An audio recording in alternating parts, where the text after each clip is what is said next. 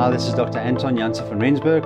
So let's quickly speak about manufacturing. This is a very important part of my presentation because I know that the doctors listening to me now have encountered people that have their own cannabis, or they bought it from someone's cousin's auntie, and they don't know what chemovar of plant was used and how it was made.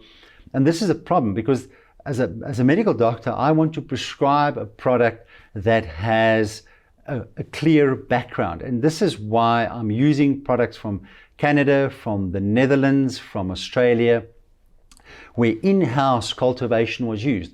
And the reason why they do in-house cultivation is they want to control the air that this plant is exposed to from a heavy metals and bacteria and molds, fungi perspective. Even pollination, they don't want these plants to be exposed. Even if there are male plants in the vicinity, they don't want them to be exposed to the pollen of the male plants.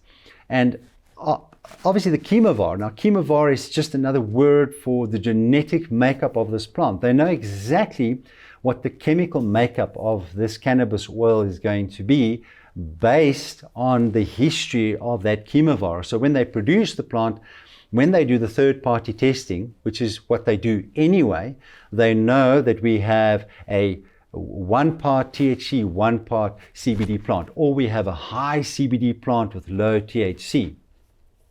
And that's very important. And these factories are GMP certified, and they send the batches for testing for the terpene content.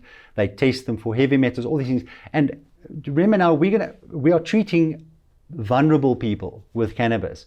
And so this is my standard that I set for myself when I prescribe cannabis, when I go through the whole process of the Section 21 application to SAHPRA, which we'll discuss just now. I want the right product.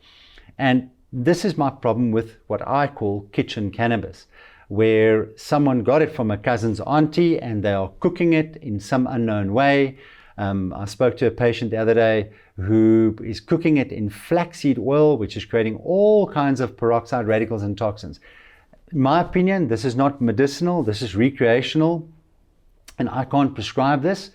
And so the only route to really prescribe the correct full spectrum cannabis is to rather use the imported GMP products for now. One day I'm quite sure that we'll move on to have our own facilities here in South Africa.